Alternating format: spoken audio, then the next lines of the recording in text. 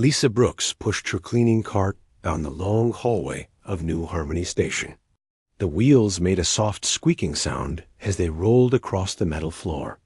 She had been walking these same halls for 3 years now, cleaning the diplomatic sector every night, while the important aliens slept in their fancy rooms. The station was huge, like a small city floating in space.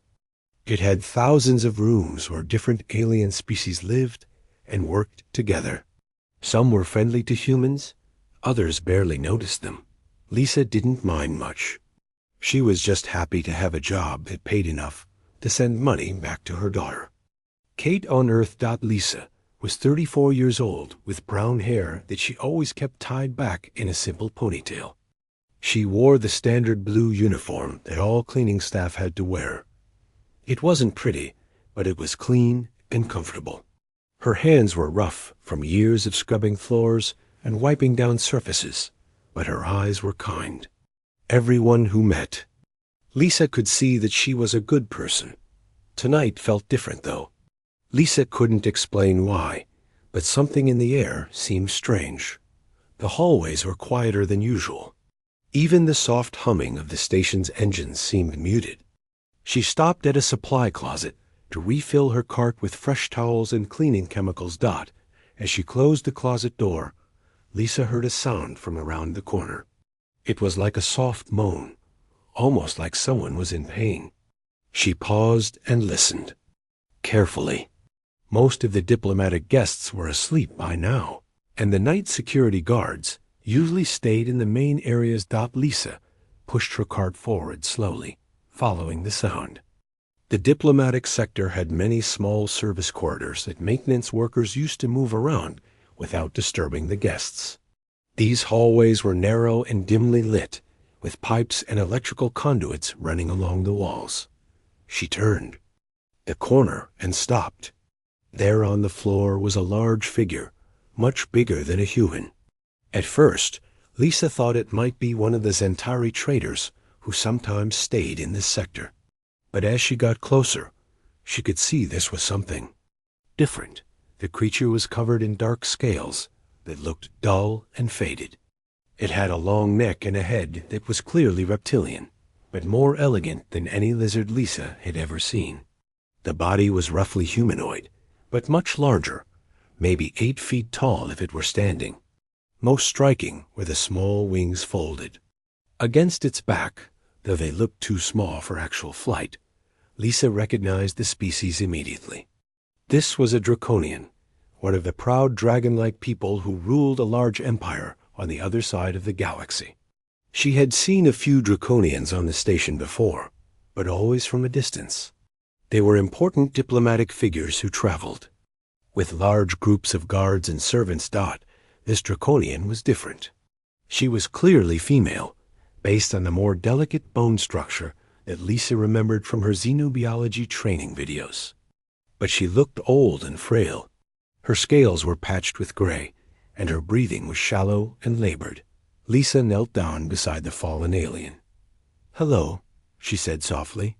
"Are you hurt?" The Draconian's eyes opened slowly. They were a deep amber color, like golden honey. For a moment, she seemed confused about where she was. Then she noticed Lisa and tried to sit up.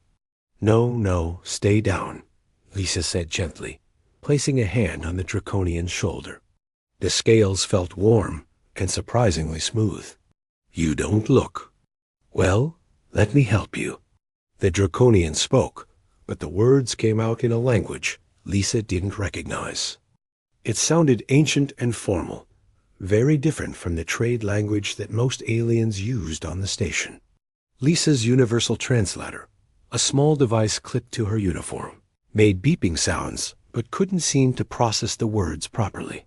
"I'm sorry, I can't understand you," Lisa said. "But I can see you're not feeling good. Are you thirsty?" Lisa reached into her cart and pulled out a water bottle from her personal supplies. She helped the Draconian sit up slowly and offered her the water. The alien looked surprised by the gesture, but accepted the bottle gratefully. As the Draconian drank, Lisa got a better look at her condition. Her scales were definitely faded with age, and there were small scars along her arms and neck. Her clothing was simple and worn, not the rich robes that important Draconians usually wore. This was strange, because Lisa had never seen a Draconian dressed like a common traveler. After drinking some water, the Draconian tried speaking again.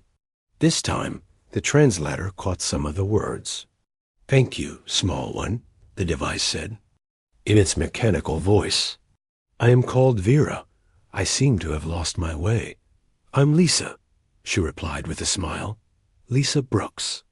"Are you a guest here at the station?" Vera nodded slowly. "I have quarters in the residential section. Level 12. I think." But I became confused. The corridors all looked the same. Lisa knew the residential section well. It was where the station's permanent residents lived, mostly traders, researchers, and support staff. The rooms there were basic but comfortable, nothing like the luxury suites in the diplomatic areas. "Level 12 is pretty far from here," Lisa said. "How did you end up in the service corridors?" Vera looked embarrassed. "I was walking, trying to clear my head. I have trouble sleeping sometimes. The dreams." She trailed off and shook her head. I must have taken a wrong turn somewhere. Lisa could see that Vera was still weak. The elderly Draconian was trying to stand, but her legs were shaking with the effort.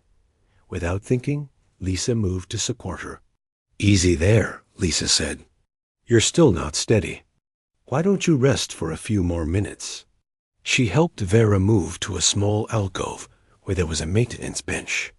It wasn't comfortable, but it was better than sitting on the floor. Lisa sat down next to her, not seeming to mind that she was taking time away from her cleaning duties. "You are very kind," Vera said, her voice growing stronger as the translator worked better. "Most people would have just called security and left me for them to handle." Lisa shrugged. "You needed help. That's what people do, right? Help each other when they can." Vera stared at Lisa with those amber eyes. There was something in her expression that Lisa couldn't quite read. Surprise, maybe, or curiosity. "Is that what humans do?" Vera asked. "Well, it's what good people do," Lisa replied. "Human or alien, doesn't matter much to me." They sat in comfortable silence for a while. Lisa noticed that Vera seemed to be studying her, as if trying to figure something out. Finally, the Draconian spoke again. "You work here late at night, cleaning these halls. It must be lonely work." Lisa nodded. "Sometimes. But I like helping keep things nice for everyone. And the night shift pays a little better than day work. I have a daughter back on Earth who's in school. Every extra credit helps." "A daughter," Vera repeated thoughtfully. "How old is she?" 16, Lisa said with a proud smile. "Her name is Kate. She's studying to be a doctor. Smart as anything, that girl. Much smarter than her mom." "I doubt that," Vera said quietly. Lisa was about to ask what she meant when Vera tried to stand again. This time she was steadier, though Lisa stayed close just in case. "I should let you get back to your work," Vera said. "And I should try too. Find my way home before I cause any more trouble." "Are you sure you're okay to walk?" Lisa asked. "I could call a transport cart for you." Vera shook her head. "I will be fine now. Thank you for your kindness, Lisa Brooks. I will not forget it." Lisa watched as Vera walked slowly down the corridor, making sure she didn't stumble again. Only after the Draconian disappeared around a corner, did Lisa return to her cleaning cart and continue with her work dot as she scrubbed floors and emptied trash bins. Lisa couldn't stop thinking about the encounter. There had been something different about Vera, something that went beyond just being old and lost. The way she spoke, the way she carried herself, even when she was weak, suggested someone who was used to being listened to and respected. But Lisa dismissed these thoughts. Vera was just an elderly Draconian who lived quietly on the station and had gotten confused during a late-night walk. It happened to older people sometimes, human or alien. Lisa had no idea that she had just met the most powerful woman in the Draconian Empire, or that this simple act of kindness would change the course of galactic history. 3 days passed before Lisa saw Vera again. She had been wondering about the elderly Draconian, hoping she had made it back to her quarters safely that night. Lisa had even asked some of the other cleaning staff if they had seen any Draconians in the residential areas, but nobody seemed to know anything about Vera. On her 4th night shift, Lisa was cleaning near the transport hub when she spotted a familiar figure sitting alone on one of the benches. Vera was there, watching the ships come and go through the large viewing windows. She looked better than she had in the service corridor, but still seemed tired and frail. Lisa finished wiping down a nearby table and walked over to the bench. "Hello, Vera," she said with a warm smile. "How are you feeling?" Vera looked up, and Lisa could see recognition and what looked like relief in those amber eyes. "Lisa Brooks," Vera said. "I have been hoping to see you again." "Really?" Lisa sat down on the bench beside her. "I was worried about you. Did you make it back to your room okay that night?" "Yes, thank you. Your kindness helped me more than you know." Vera paused and looked out at the stars. "I have been thinking about what you said, about people helping each other." Lisa followed her gaze to the window. Space looked peaceful from here, with distant stars twinkling like tiny lights. But she knew it could be dangerous and lonely out there. "What about it?" "In my experience, most beings help others only when they expect something in return," Vera said slowly. "You helped me without knowing anything about me. You did not ask for payment or favors. This is unusual." Lisa shrugged. "Not really. My mother always taught me that we should help people when we can. She used to say that kindness makes the whole universe a little bit better." Vera turned to look at her. "Your mother sounds like a wise woman. Is she still alive?" "No, she died when I was 22, Lisa said quietly. "But I try to remember the things she taught me. I want my daughter, Kate, to learn the same lessons." "Tell me about Kate," Vera said. "You mentioned she wants to be a doctor." Lisa's face lit up. "Oh, she's amazing. Really smart and determined. She's studying biology and chemistry right now, getting ready for medical school. She wants to help people just like her grandmother did. My mom was a nurse back on Earth. A family tradition of helping others," Vera observed. "I guess so," Lisa said. "Kate's much smarter than I am, though. She understands all this science stuff that goes right over my head. But she still calls me every week to tell me about her classes and her friends." Lisa pulled out a small device and showed Vera a picture on the screen. It showed a young woman with Lisa's brown hair and bright, intelligent eyes. She was wearing a school uniform and smiling at the camera. "She is beautiful," Vera said. "She looks like you. People say that, but she's much prettier and definitely smarter." Lisa put the device away. "What about you? Do you have children?" Vera was quiet for a long moment. "I have a son," she said finally. "He is grown now. We do not speak much anymore." Lisa could hear sadness in Vera's voice. "I'm sorry. That must be hard." "We disagree about many things," Vera said. "Important things. He believes in solving problems with force and power. I believe there are better ways. Maybe someday you'll find a way to work things out," Lisa said gently. "Family is important, even when it's difficult." Vera looked at her with an expression Lisa couldn't quite understand. "You have a generous heart, Lisa Brooks. Not everyone would say such things to a stranger." "We're not strangers anymore," Lisa said with a smile. "We're friends." The word seemed to surprise Vera. She repeated it quietly, as if testing how it sounded. "Friends." Lisa stayed and talked with Vera for another 20 minutes before she had to get back to work. As she was leaving, Vera asked, "Will you be working tomorrow night?" "Every night except Sunday," Lisa replied. "That's my day off." "Perhaps I will see you again then." The next night, Vera was waiting for Lisa in the same spot. This time, Lisa had brought something extra in her cleaning cart. When her official work was done, she sat down next to Vera and pulled out a small container. "I brought you something," Lisa said, opening the container. Inside was a portion of homemade soup and a piece of bread. "I made this in my quarters earlier." "It's nothing fancy, just vegetable soup, but I thought you might like to try some human food." Vera stared at the food as if it were made of gold. "You made this for me?" "Sure. I noticed you look pretty thin, and I thought you might not be eating enough." Lisa handed her a spoon. "Try it. If you don't like it, I won't be offended." Vera took a careful sip of the soup. Her eyes widened slightly. "This is very good. What vegetables did you use?"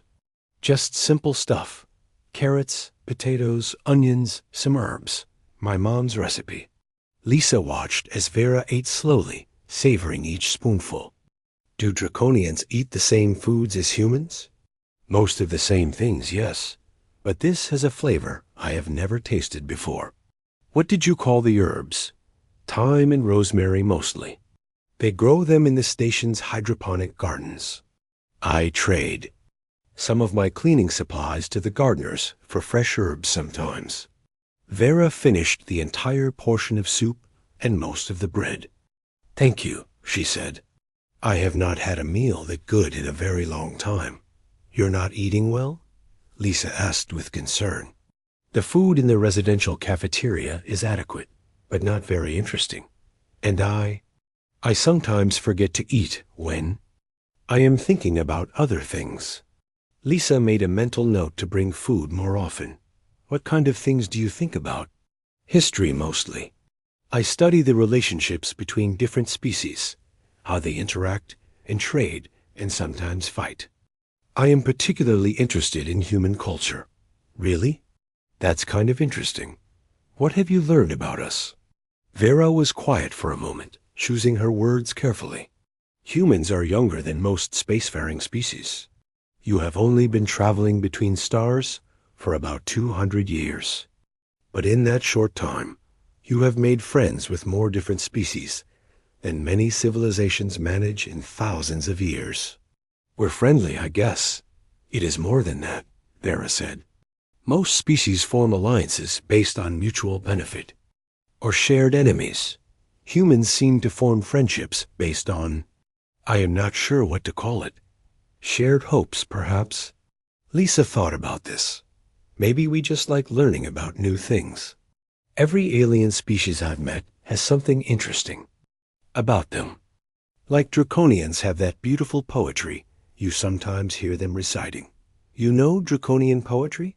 Well, I don't understand the words, but I've heard some of the diplomatic guests reciting verses in the halls. It sounds really beautiful, even without translation. Vera looked pleased. "Would you like to hear some? I know many of the old poems." Lisa nodded eagerly. Vera began to speak in her native language, her voice taking on a musical quality. The universal translator couldn't handle the complex poetic structure, but Lisa could hear the rhythm and flow of the words. It was indeed beautiful, full of deep emotion and ancient wisdom. When Vera finished, Lisa clapped softly. "That was amazing." "What was it about?" "It is called The Song of Stars. It tells the story of how the universe was created through cooperation between different forces of nature. Fire and water, earth and air, light and darkness, all working together to create something beautiful." "That's a nice message," Lisa said. "Very different from what I expected." "What did you expect?" "I don't know. Maybe something about conquest or battles. The Draconians have a reputation for being pretty fierce warriors." Vera's expression grew serious. We have been warriors, yes. But our oldest stories teach that true strength comes from understanding and cooperation, not from force. Your son doesn't believe that? No, Vera said sadly. He believes that strength is the only language the universe understands. He thinks kindness is weakness. Lisa was quiet for a moment. Maybe he just hasn't had enough people show him kindness. Sometimes when people are hurt or scared, they put up walls to protect themselves. Vera stared at Lisa with those amber eyes. How did you become so wise? Lisa laughed. I'm not wise. I'm just a cleaning lady who talks too much. You are much more than that, Vera said quietly. They continued to meet almost every night after that. Lisa would finish her cleaning duties and then spend an hour or so talking with Vera. Sometimes, Lisa brought food, simple human dishes that Vera seemed to enjoy immensely. Other times, Vera would recite poetry or tell stories about distant worlds and ancient history. Lisa learned that Vera knew an incredible amount about galactic politics and interspecies relations. She seemed to have personal knowledge of events that had happened decades ago and could discuss the motivations of various alien leaders as if she had known them personally. You must have been a really important scholar, Lisa said one night. I studied these things for many years, Vera replied carefully. Lisa also noticed that Vera's health seemed to be getting worse.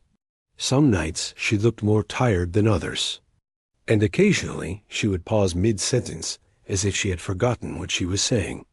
When Lisa asked about it, Vera dismissed her concerns. It is nothing serious, she would say, just the effects of age. But Lisa was worried. She had grown genuinely fond of the elderly Draconian, and she could see that something was wrong. Vera was becoming like the grandmother Lisa had never had, full of wisdom and stories and quiet kindness. Maybe you should see a doctor, Lisa suggested one night. Lisa found Vera collapsed on the floor of the transport hub. It was Tuesday night, and Lisa had been looking forward to their usual meeting. She had brought a special dinner tonight, a chicken stew that had taken her most of the afternoon to prepare in her small quarters. But when Lisa arrived at their usual bench, Vera was not there. Lisa waited for 20 minutes, growing more worried with each passing moment. Vera was always punctual. In the 3 weeks since they had started meeting regularly, she had never been late. Lisa decided to look for her. She checked the nearby corridors and then expanded her search to other areas of the station. Finally, she found Vera lying motionless near the entrance to the residential sector. Vera! Lisa dropped her food container and ran to kneel beside her friend. Vera's eyes were closed and her breathing was very shallow. Her normally warm scales felt cold to the touch. Lisa tried to wake her by calling her name and gently shaking her shoulder, but Vera did not respond. Lisa could see that this was serious, much worse than the mild confusion and weakness she had noticed in recent days. Lisa activated her communication device and called for medical assistance. Within minutes, a team of medics arrived with a transport stretcher. They were efficient, but seemed puzzled by Vera's condition. What species is this? Asked Dr. Martinez, the human doctor leading the medical team. Draconian, Lisa replied, walking alongside the stretcher as they moved toward the medical center. Are you family? Dr. Martinez asked. Lisa hesitated. She and Vera had never discussed their legal relationship. I'm her friend. I found her collapsed. We'll need to contact her next of kin, the doctor said. Do you know how to reach her family? She mentioned having a son, but I don't know how. To contact him, Lisa said. Please, just focus on helping her right now. At the medical center, Lisa was told to wait in the corridor while the doctors examined Vera. She paced back and forth, worried sick about her friend. After what felt like hours, Dr. Martinez came out to speak with her. I'm afraid we have a problem, he said. This patient is suffering from what appears to be a rare draconian condition called neural cascade syndrome. It affects elderly draconians and can be fatal if not treated properly. Can you treat it here? Lisa asked. Dr. Martinez shook his head.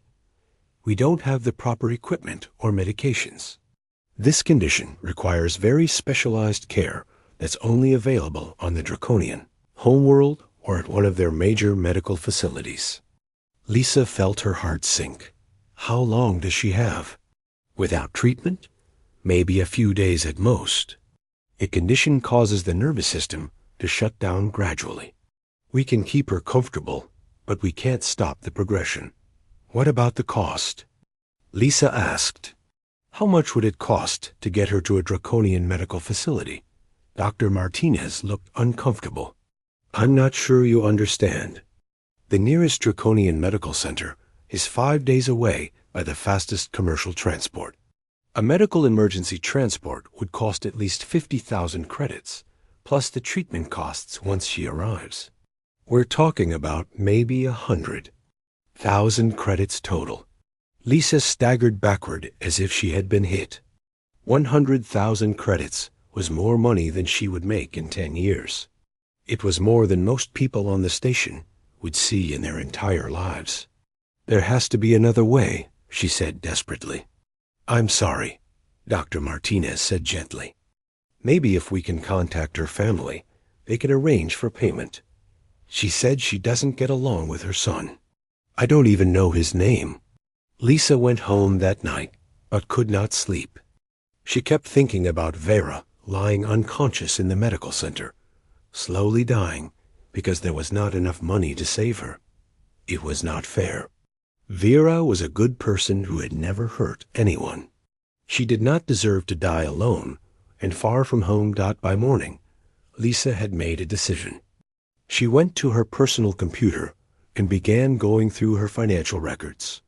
She had been saving money for Kate's medical school for years, putting aside every extra credit she could manage. The total was almost 8,000 credits, not nearly enough, but a start. Next, Lisa began selling her possessions. She had a few valuable items that her mother had left her, including some jewelry and an antique book collection. She posted them for sale on the station's trading network. Lisa also took on extra work shifts. She asked other cleaning staff if she could cover their shifts for additional pay. She worked 16 hours a day, cleaning every section of the station. She could get permission to access. But after a week of desperate effort, Lisa had only managed to raise 15,000 credits. It was not nearly enough, and Vera's condition was getting worse. The doctor said she might not last another few days. That was when Lisa decided to approach the diplomatic community. She spent her lunch break going from office to office, explaining Vera's situation and asking for help. Most of the responses were polite but unhelpful. This is not our responsibility, said Ambassador Chun from the Earth Diplomatic Mission. If this Draconian has family, they should handle her medical expenses. We cannot set a precedent of paying for random medical emergencies, explained the Zentari trade representative. The Altarian consul was more direct. Why should we spend our resources on an elderly alien we do not know? Lisa was becoming desperate when she remembered something Vera had said about studying interspecies medicine. She looked up human researchers who worked in that field and found Dr. Ben Clark, a xenobiologist who had published several papers on cross-species medical treatment. Lisa sent Dr. Clark a message explaining the situation. To her surprise, he responded within hours, asking to meet with her and examine Vera's medical records. Dr. Clark was a tall, thin man with kind eyes behind wire-rimmed glasses. He met Lisa at the medical center and spent several hours reviewing Vera's condition with Dr. Martinez. This is fascinating, Dr. Clark said. Neural cascade syndrome is incredibly rare. I've only read about it in medical journals. But I think there might be an alternative treatment approach. What do you mean? Lisa asked hopefully. Traditional draconian medicine uses a combination of neural stimulants and meditation techniques to treat this condition. The neural stimulants we can synthesize here on the station. The meditation techniques are something I've studied in my research on draconian culture. Would that work? Dr. Martinez asked. I don't know, Dr. Clark admitted. It would be experimental, but given the circumstances, it might be worth trying. Lisa grabbed Dr. Clark's arm. Please, she's dying. We have to try something. Dr. Clark agreed to attempt the experimental treatment, but he warned that it would require constant care and monitoring. Someone would need to stay with Vera around the clock to help with the meditation techniques and make sure she took the medications at precisely the right times. I'll do it, Lisa said immediately.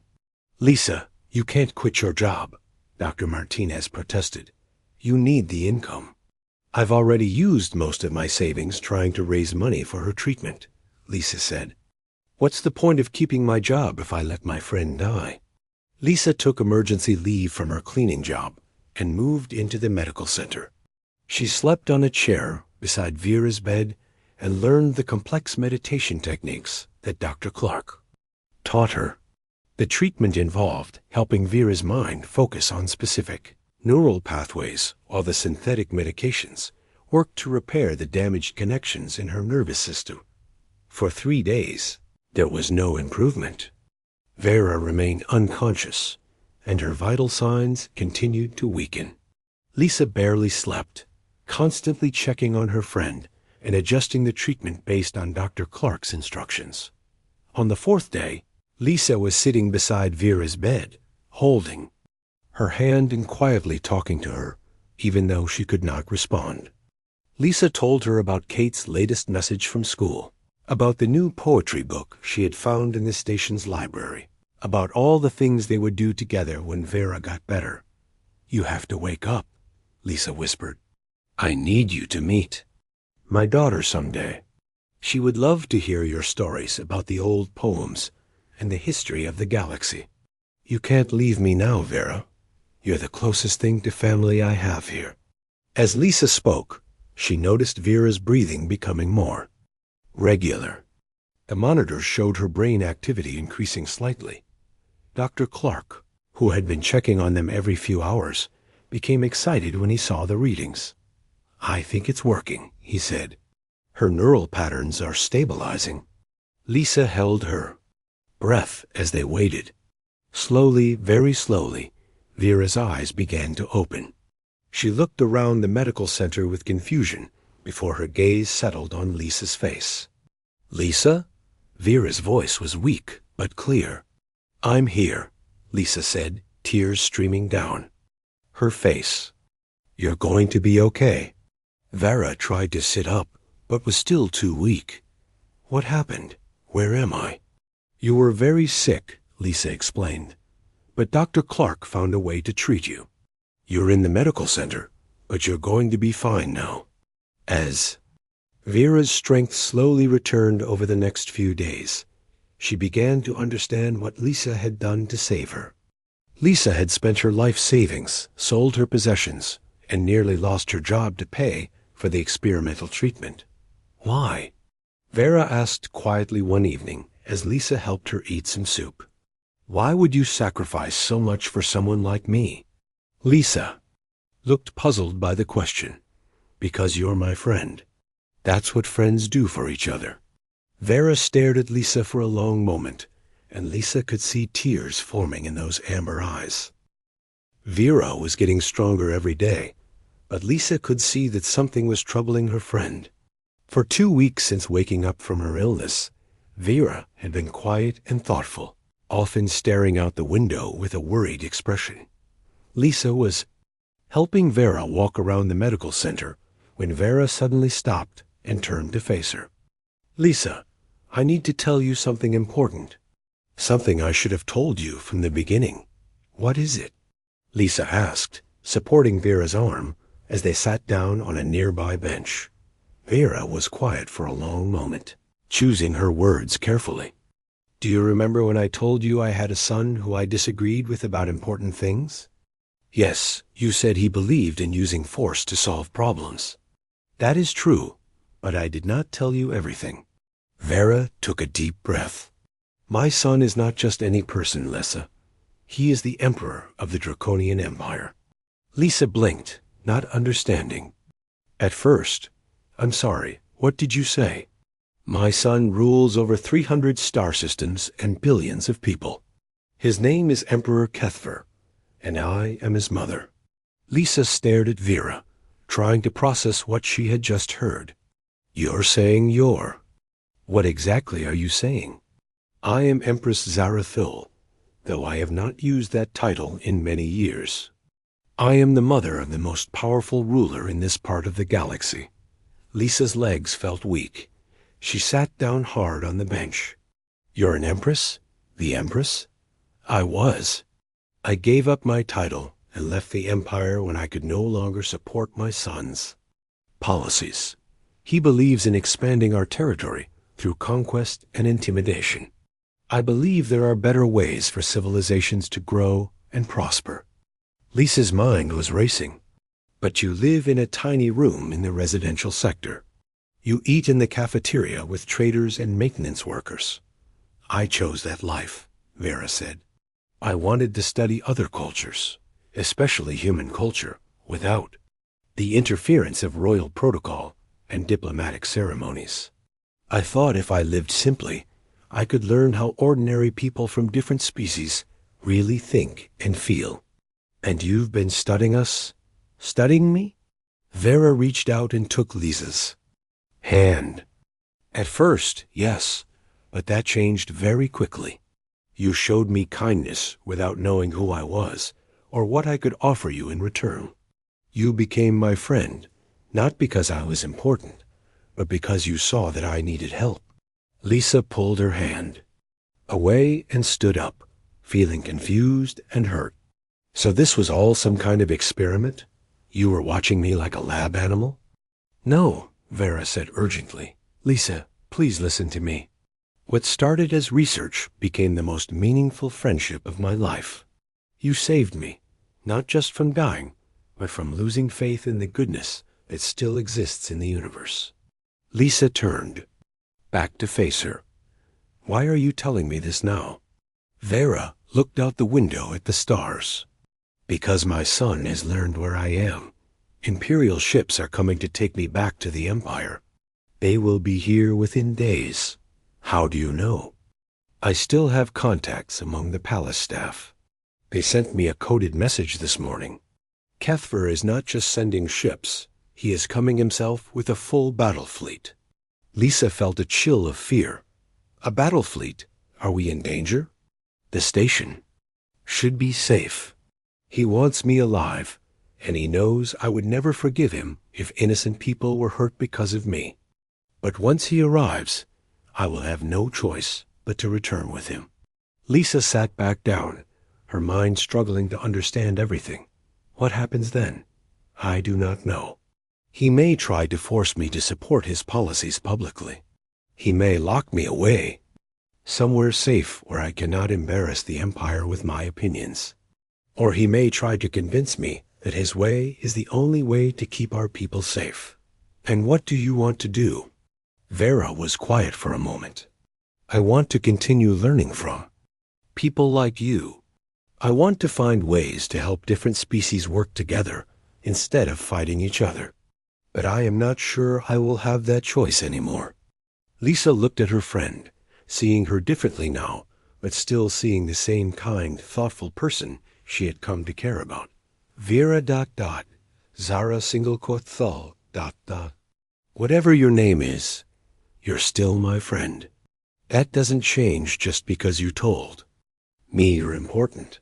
Relief showed on Vera's face. You do not hate me for lying to you? You didn't lie. You just didn't tell me everything. There's a difference. Lisa smiled slightly. Besides, I'm just a cleaning lady. What do I know about dealing with royalty? You know more than you think, Vera said seriously.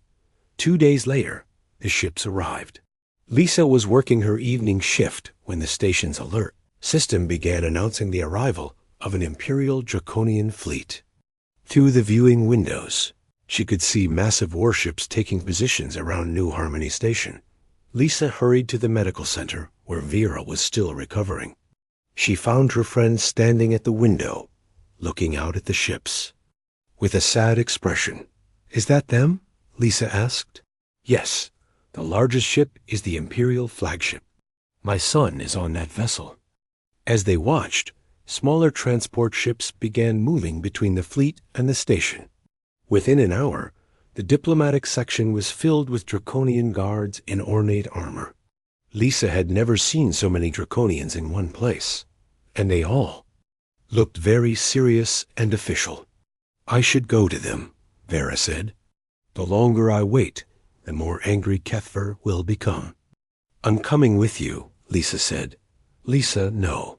This is a family matter, and it could be dangerous." "You're my friend," Lisa said firmly. "I'm not letting you face this alone." Before Vera could argue further, Dr. Martinez appeared in the medical center doorway. Behind him stood 4 tall Draconian guards wearing ceremonial armor decorated with gold and jewels. "Empress Zarathul," one of the guards said formally. "His Imperial Majesty commands your immediate presence aboard the flagship." Vera straightened up, and suddenly Lisa could see the royal bearing that had been hidden beneath her humble appearance. "I will come willingly, but I require that my friend accompanies me." The guard looked at Lisa with obvious distaste. "The Emperor did not request the presence of this human." "I did not ask what the Emperor requested," Vera said with authority that made the guard step backward. "I am telling you what I require." Lisa was amazed by the change in Vera's voice and posture.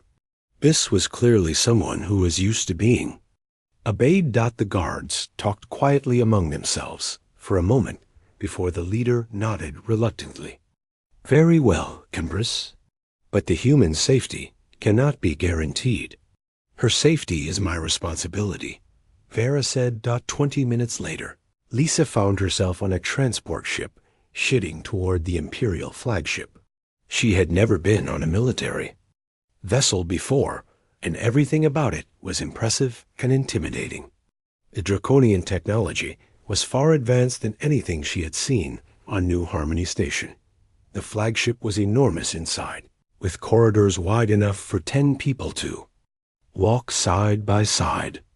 The walls were decorated with beautiful artwork, and the floors were made of polished stone that reflected the lights overhead. Lisa felt very small and out of place in her simple cleaning uniform. The guards led them through corridor after corridor, until they reached a set of massive doors. The doors opened to reveal a throne room that took Lisa's breath away. The ceiling was at least 50 feet high, and the walls were covered with murals depicting Draconian history. At the far end of the room sat a figure on an elaborate throne. Emperor Kethver was younger than Lisa had expected, probably only middle-aged by Draconian standards. He was larger than Vera, with darker scales and more prominent wings. His eyes were the same amber color as his mother's, but they held none of her warmth. "Mother," the Emperor said, his voice echoing in the large chamber, "you have caused us considerable worry." "Hello, Kethvar," Vera replied calmly. "You look well." The Emperor's gaze shifted to Lisa, and she felt like he was examining her as if she were some kind of unusual insect. "And this is the human who has been caring for you. This is my friend Lisa Brooks," Vera said. "She saved my life." "I see." The Emperor stood up from his throne and walked down the steps toward them. Lisa had to resist the urge to back away as he approached. He was impressive and intimidating, clearly someone who was used to being the most powerful person in any room. Human," the Emperor said to Lisa. "What did you hope to gain by helping my mother?" Lisa looked up at him, trying not to show how nervous she was. "I wasn't hoping to gain anything, Your Majesty. Vera was sick and needed help. You expect me to believe you helped her out of pure kindness, without knowing who she was, or what she could offer you?" "That's exactly what happened," Lisa said steadily. The Emperor stared at her for a long moment. Interesting. He turned back to his mother. We need to discuss your return to the Empire, privately. Anything you have to say to me can be said in front of Lisa. Vera replied. Mother, this is a matter of imperial policy. It is not appropriate for outsiders to be involved. Lisa is not an outsider. She is the person who showed me that there is still hope for cooperation between species. She is the reason I am alive to have this conversation with you. The Emperor looked back and forth between his mother and Lisa, clearly frustrated. Very well, but understand that what we discuss here affects the future of the entire empire. Lisa realized that she was about to witness a conversation that would determine the fate of billions of people across hundreds of star systems. She was just a cleaning lady from a small agricultural colony, but somehow she had become part of one of the most important family discussions in galactic history. Emperor Kethver walked back to his throne and sat down, studying both his mother and Lisa with those intense amber eyes. The throne room was silent, except for the soft humming of the ship's engines. Mother, you have been missing for over a year. The Emperor said, the Empire needs its Empress. The people ask questions about your absence. The people need peace more than they need their Empress, Vera replied. Tell me, Kethvar, how many worlds have you conquered since I left? 12. Systems have joined the Empire, the Emperor said proudly. Our territory has expanded significantly. Joined willingly or by force? The Emperor's expression hardened. They joined because they recognized the strength and stability of draconian rule. That is not an answer, Vera said firmly. Lisa watched this conversation like a tennis match, her head turning back and forth between mother and son. She could feel the tension in the room, years of disagreement and hurt feelings coming to the surface. Fine, the Emperor said. 6 systems surrendered after we demonstrated our military superiority. The others negotiated terms after seeing what happened to those who resisted. So conquest through intimidation, Vera said sadly. This is not. The empire your father built, Kethvar. Father's empire was weak. The Emperor snapped, standing up again. He spent too much time talking and not enough time acting. While he negotiated, other species grew stronger and more aggressive. I have made the Empire feared and respected throughout the galaxy. Feared, yes, but respected? Vera shook her head. Fear is not respect, my son. Lisa could not stay quiet any longer. Excuse me, Your Majesty, she said, her voice small in the huge throne room. Both Draconians turned to look at her. The Emperor seemed annoyed by the interruption. Yes, human? I don't know much about running an empire, Lisa said, but I know something about respect. On the station where I work, there are dozens of different species living together. They respect each other not because they're afraid, but because they treat each other fairly. You dare lecture me about leadership? The Emperor asked dangerously. Lisa's heart was pounding, but she continued. Your mother told me you think kindness is weakness, but I've seen what real kindness can do. It saved her life. It brought us together even though we're completely different species. It makes people want to help each other instead of fight. Pretty words, the Emperor said dismissively. But the galaxy is not a peaceful space station. There are threats out there that only strength can handle. Maybe, Lisa said. But what kind of threats? Are other species attacking you because they hate Draconians, or because they're afraid you're going to conquer them next? The Emperor was quiet for a moment, clearly not expecting this question from a human cleaning lady. Vera stepped forward. Kethver, this woman sacrificed everything she had to save my life. She sold her possessions, spent her life savings, and nearly lost her job for someone she had only known for a few weeks. She did this not because I was an empress, but because I was her friend. So she represents what humans are capable of when they choose cooperation over conquest. In 200 years, humans have made more genuine allies than we have in 2,000 years of empire. Lisa found her courage growing. Your Majesty, can I ask you something? The Emperor sighed. What? How many species in the galaxy, actually? Like the Draconian Empire. Not just fear it or trade with it because they have to, but actually like it and want to be part of it. The Emperor opened his mouth to answer, then closed it again. He seemed to be thinking. Because where I come from, Lisa continued, people want to be part of groups that make their lives better, not groups that threaten them if they don't join. Empire provides protection and stability, the Emperor said, but his voice lacked conviction. Protection from what? Lisa asked. Other species that are afraid of being conquered by you? Vera watched this exchange with growing hope. She could see that her son was actually listening to Lisa's words, something he had stopped doing when his mother tried to give him the same advice. You think I should just trust that other species will be peaceful? The Emperor asked Lisa. I think you should give them a reason to want to be peaceful with you, Lisa replied. When I started working on New Harmony Station, some of the alien species didn't trust humans at first. But when they saw that we were fair and helpful, they started working with us instead of avoiding us. The Emperor sat down again, looking thoughtful. And you believe this approach would work on a galactic scale? I don't know, Lisa admitted. But I know it worked with your mother and me. She didn't trust humans at first either. She told me later that she was surprised when I helped her without asking for anything in return. Tell me more about this, the Emperor said to his mother. Vera looked at Lisa gratefully before turning back to her son. Lisa represents the best of what humanity offers. They have this remarkable ability to see potential allies instead of potential threats. When they meet a new species, their first thought is what can we learn from each other rather than how can we defeat them. And this has made them successful?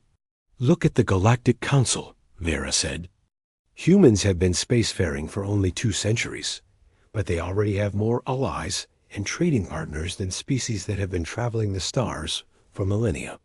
The Emperor stood up and walked over to a large window that showed the stars outside. I have been told that strength is the only language the universe understands. Strength is important, Lisa said, but there are different kinds of strength. The strength to help someone who needs it. The strength to admit when you're wrong. The strength to choose a harder path because it's the right one. The Emperor turned around. You really believe that cooperation is stronger than conquest? I believe it lasts longer, Lisa said. Fear only works as long as you're the strongest. But friendship works even when you're not. For several minutes, the throne room was quiet, except for the sound of the ship's engines. The Emperor stared out at the stars while his mother and Lessa waited for his response. Finally, he turned back to them. Mother, if I were to change our policies, would you return to the Empire? That would depend on what changes you make, Vera said carefully. What if we stopped expanding through conquest? What if we focused on building real alliances with other species? I would need to see actions, not just words, Vera replied. But if you truly committed to peaceful cooperation, then yes, I would. Return. The Emperor nodded slowly. Then he looked at Lisa. Human, you have given me much to think about. My mother was right to value your friendship. Thank you, Your Majesty, Lisa said. I have a proposal, the Emperor said. Return with us to the Empire, both of you. Mother, I want you to help me. Design new policies for dealing with other species. And Lisa Brooks, I want you to serve as an advisor on human culture and cooperation. Lisa's eyes widened. Me? But I'm just a cleaning lady. You are a human who understands cooperation and kindness, the Emperor said. These are skills I apparently need to learn. Vera took Lisa's hand. What do you think, my friend? Would you be willing to help us build a better empire? Lisa thought about her daughter Kate, still in school on Earth. She thought about her simple life on the station. Then she thought about the chance to help bring peace to hundreds of star systems. Can I bring my daughter to visit? Lisa asked. The Emperor actually smiled. I think that could be arranged. 3 months later, the Draconian Empire announced a fundamental change in its policies. Instead of expanding through conquest, they would focus on building peaceful alliances and trade relationships. The announcement was met with surprise and skepticism throughout the galaxy. But slowly, as the Empire's actions matched their words, other species began to respond positively. Trade increased, conflicts decreased, and for the first time in generations, the galaxy began to move toward genuine cooperation between species. Lisa found herself living in a palace, serving as the Empire's first human cultural advisor. Her daughter Kate came to visit during school breaks, fascinated by the chance to learn about alien cultures and medicine. Kate decided to specialize in interspecies medicine, following in Dr. Clark's footsteps. Vera, once again Empress Zarathol, worked tirelessly to repair relationships with species that had been harmed by the Empire's previous policies. She often said that Lisa had taught her the most important lesson of her long life, that kindness was not weakness, but the foundation of true strength. Emperor Kethvor kept his word. He never again conquered a world by force, instead inviting species to join the Empire as equal partners. Many did, drawn by the promise of cooperation and mutual benefit rather than the threat of destruction. The change had not been easy, and there were still challenges to overcome. But the galaxy was becoming a more peaceful place, one small act of kindness at a time. Lisa often thought about that night when she found a confused elderly Draconian in a service corridor. She had simply done what felt right, helping someone who needed assistance. She never could have imagined that this simple act would lead to her becoming one of the most influential humans in galactic history. But perhaps that was the point. The best changes often began with ordinary people doing ordinary acts of kindness without expecting anything in return.